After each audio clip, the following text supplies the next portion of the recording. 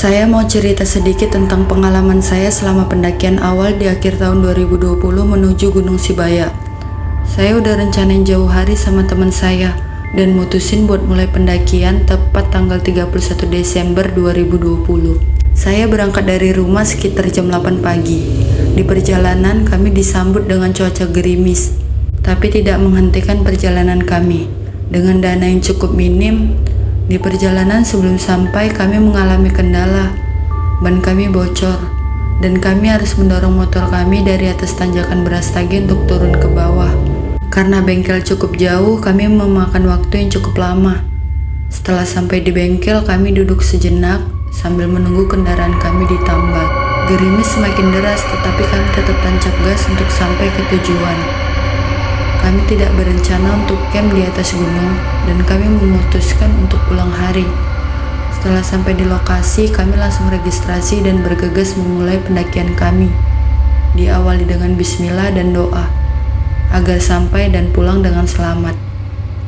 Saat mendaki, kami tidak mengalami keganjalan apapun, tetapi banyak yang menegur, kenapa terlalu cepat naik sedangkan kondisi gerimis yang tak henti. Kami cuma bisa menjawab, kalau kami pulang hari. Dan kami hanya ingin menikmati suasana untuk pertama kalinya sebagai perjalanan penutup tahun 2020. Saya pribadi yang awalnya mengenakan sepatu akhirnya memilih untuk melepas sepatu saya, karena saya merasa licin untuk melalui jalurnya. Akhirnya saya berjalan terus tanpa alas kaki.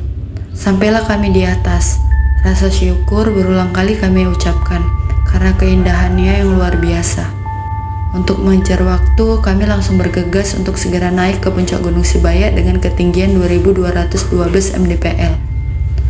Hari itu rasa lelah kami sangat terbayar.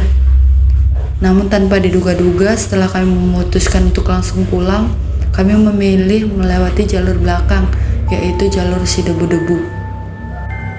Perjalanan lancar, tapi tidak lama kemudian, entah karena rasa lelah atau apapun itu, jauh dari perkotaan kami menggunakan Google Map karena untuk mencegah hal yang tidak seharusnya terjadi. Namun semuanya di luar nalar. Kami meletak titik lokasi untuk ke Tanah Lapang Binjai. Namun entah kenapa di perjalanan kami mutar-mutar. Kami juga tidak tahu daerah apa yang kami lewati. Tapi kami tetap melaju sampai kami bingung sendiri. Akhirnya kami berada pada jalur dengan suasana kanan kiri tebu-tebu, pohon besar dan kuburan.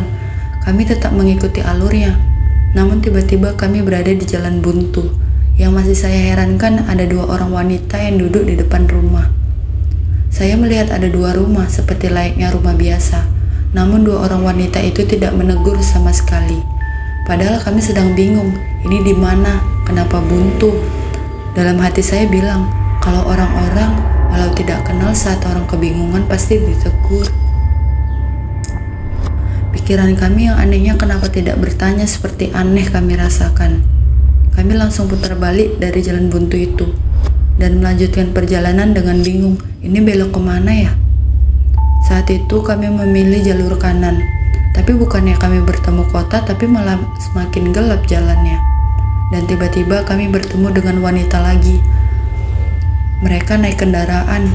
Yang kami anehkan, kenapa ya? Itu dua wanita nggak takut lewat sini. Padahal emang benar-benar gelap.